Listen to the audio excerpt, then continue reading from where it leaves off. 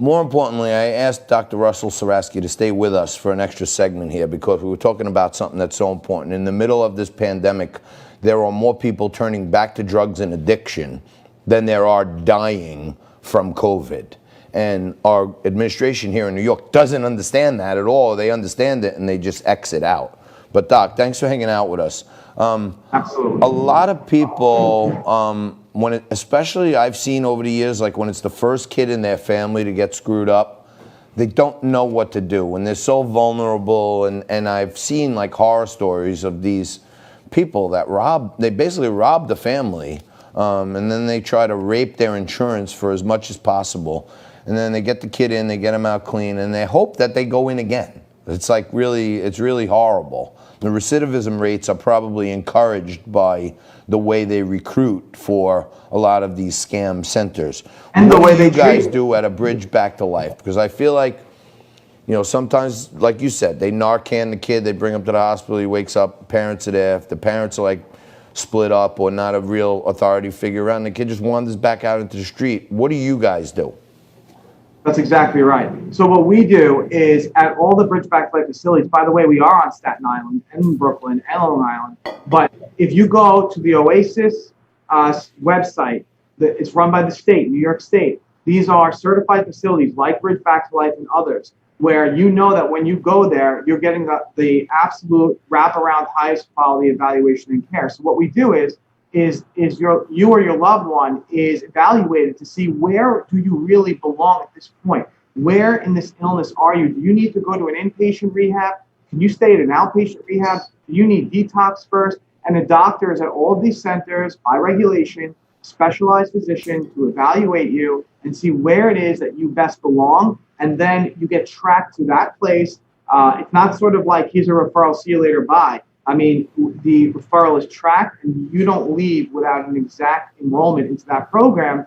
And this way, it's not at all like the Florida, it's horrible to say, but the death shuffle where they jump from one rehab to the next rehab to the next rehab for billing purposes and no one gets better. Yeah. What we do is we do the opposite. We really do everything we possibly can to get people to get better and stay better.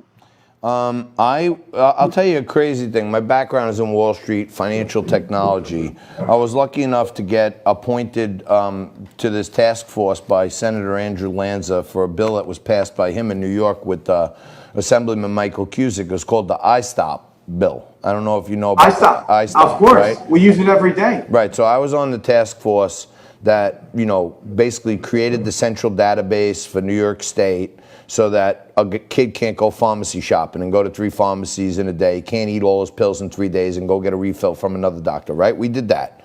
But that's phenomenal. Legislatively, right, the legislators did it, but they got like businessmen, pharmacists, people how do we attack this simple things, right? And the crazy thing was, it's working, right? The iStop is working. You can't scam the pharmacy anymore unless the pharmacy is a crooked pharmacy, right? But what happened in Staten Island? What did the kids start doing? Heroin. Exactly. You know what I mean? It's cheaper and it's more accessible because now they can't steal their mom's pills because the mom's like, hey, wait a minute, I got these a week ago and 30 of them are gone. And the parent gets a signal, but the collateral effect is more kids went to heroin for $5 a bag. That's right. In fact, a lot of people think that when they're caught up in their addiction, that they think that they're just going to stick with the pills to stay safe, quote unquote. But all the pills on the street now are fake pills because it's getting harder and harder, thanks to iStop, for doctors to prescribe these in the quantities that they were. So now all the pills on the street are fake. They're all cut with fentanyl, and they're even deadlier than before. And you see... and you know what I'm talking about, right? I mean, you definitely see an uptick of New York kids who are doing heroin now, right? Oh, my God. It's without question. Without question, John. Right. And it's heroin isn't even heroin. It's fentanyl is really what it is. No, I'm saying, but, they think they're doing heroin, right? Mm-hmm. And I think the heroin cut with all this fentanyl and then somebody else buys it and then cuts it again. And you hear about these 28-year-old kids that just died in their sleep. You know what really happened in most cases. You know what I mean? They got a bad bag of dope, basically. That's exactly right. Every time somebody uses opiates at this point, John, it is a life and death situation. So if you or someone you know is dealing with this issue, you got to get them help immediately. So just to really advocate, because a lot of people watch the show around New York and New Jersey, especially in New York.